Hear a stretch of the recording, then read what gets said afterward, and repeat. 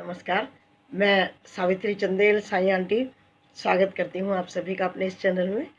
आज हम चर्चा करते हैं ब्रह्म मुहूर्त की, या जिसे हम अमृत वेला भी कहते हैं।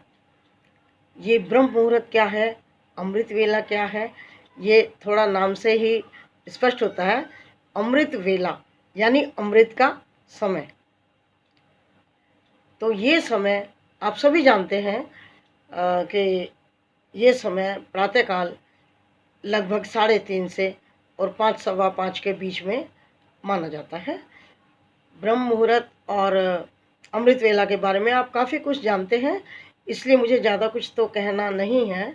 मात्र थोड़ी सी चर्चा करनी है आपके साथ कि इस समय उठना हमारे मानसिक शारीरिक रूप से बहुत ही लाभकारी है। इस समय में उठना समझ लीजिए कि सीधा उस इष्ट से बात करना और उससे संपर्क साधना है। ये माना जाता है कि यदि हमारी किसी की भी आँख 3 से और 5 बजे के बीच में स्वतः खुलती है तो समझ लीजिए कि उस शक्ति का, परमात्मा का हमारे ऊपर विशेष आशीर्वाद है। वो चाहते हैं कि अमृत बरस रहा है, मैं पृथ्वी पर साक्षात हूँ, तुम्हारे पास हूँ, सारी दिव्य शक्तियाँ इस समय अमृत बरसा रही हैं, तुम उसे ग्रहण करो। मैं चाहता हूँ तुम उसे ग्रहण करो, सोकर व्यर्थ समय मत गंवाओ। ऐसा वो हमें निर्देश देते हैं यदि हमारी आँख 3 से 5 बजे के बीच में स्वतः खुलती है तो। चलिए मान लीजिए स्वतः नहीं खुलती तो हमें प्रयास करके इस वेला में उठना चाहिए।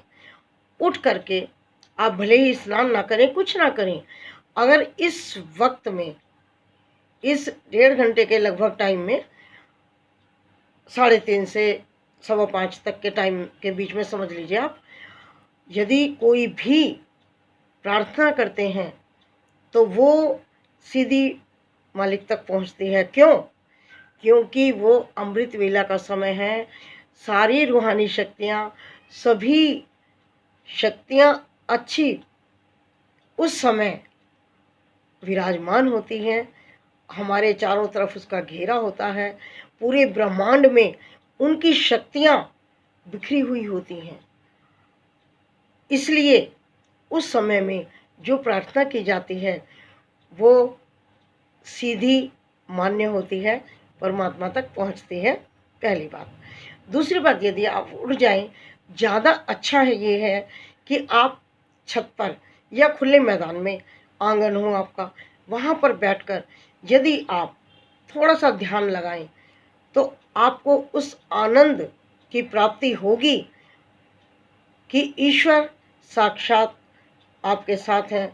आपका उनसे बिल्कुल संपर्क सीधा होगा और आपको लगेगा कि वो हमारी बात को सुन रहे हैं। ऐसा क्यों? क्योंकि इस समय बहुत कम लोग जागते हैं।